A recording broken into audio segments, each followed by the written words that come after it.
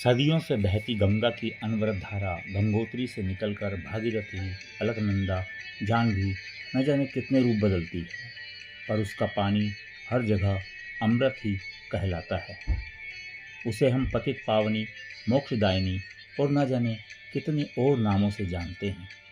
इसकी धारा ने जहाँ एक ओर उस्ताद बिस्मिल्लाह खां की शहनाई के सुरों में जान फूंकी है, वहीं दूसरी ओर पंडित चन्नूलाल मिश्र की किराना घराना की गायकी को ऊंचाइयां प्रदान की हैं और साथ ही ख्याल, ठुमरी, चैती, कजरी को नए रंग दिए हैं। इतना ही नहीं, पंडित राम कुमार मिश्रा और पंडित अनोखीलाल मिश्रा की तबलों की उठान को अनेकों थाप दी हैं। गंगोत्री में जो गंगा जीवन के प्रारंभ और उसको गति का ज्ञान देती है, वही गंगा ऋषिकेश में मन की शांति और योग का संगम दर्शाती है।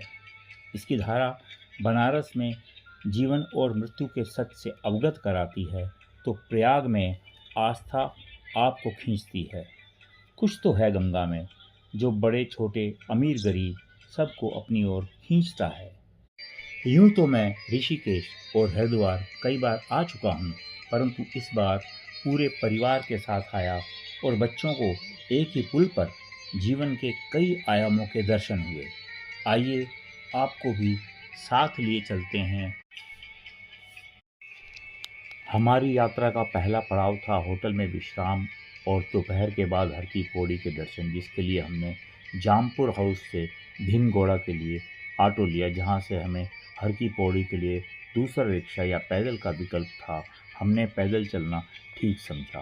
भीमगोड़ा से हर की पौड़ी के रास्ते में एक तरफ रेलवे लाइन थी, तो दूसरी तरफ धर्मशालाएं, छोटे बड़े होटल और साज सज्जा एवं पूजा पाठ की सामग्री से भरी दुकानें। बाजार की रौनक किसी अल्हड़ नवयोजना के आंचल से दिखती थी। हर की पौड़ी पहुंचकर हमने देखा बड़ी संख्या में लोग वहां पहले ही शाम की आरती के लिए पहुंच चुके थे। हमने निश्चय किया कि हम दूसरी ओर आरती का नज़ारा लेंगे और दोनों घाटों को जोड़ने वाले पैदल पुल की ओर हम लोग चल दिए। हालांकि यहाँ तक आने के लिए भी भीड़ से दो दो हाथ करने पड़े। हम इस पुल पर चढ़े और सच मानिए, ये पुल संपूर्ण जीवन के दर्शन कराता था, जिसमें कर्मयोग, समर्पण, हार जीत, उत्साह, श्रद्धा और उत्सव सभी देखने को मिला। पुल पर चलते हुए हमने पाया कि पुल के बाईं ओर जीवन से हार न मानकर कर्मयोगी अपनी छोटे मोटे सामानों की दुकान लगाकर बैठे थे, जिसमें मालाएं, खिलौने, चश्मे, पूजा सामग्री और न जाने क्या क्या। पुल के दाईं ओर कुछ साधु, असली या नकली पता नहीं, और कुछ भिखारी भीख मांग रहे थे, जैसे जीवन से हार चुके हैं या समर्पण कर चुके हैं।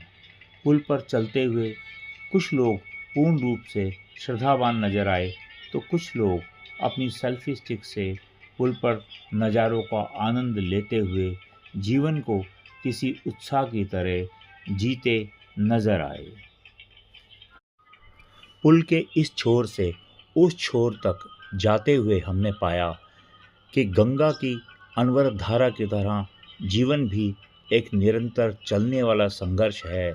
और सच मानिए, ये छोटा मोटा सामान बेचने वाले, ये जीवन से संघर्ष करते हुए लोग हमें उसका दर्शन करवाते हैं और प्रेरणा स्रोत तो हैं ही कि जीवन में कभी भी हार न मानी जाए और जीवन को निरंतर जीते रहने के लिए संघर्षरत रहना पड़ेगा।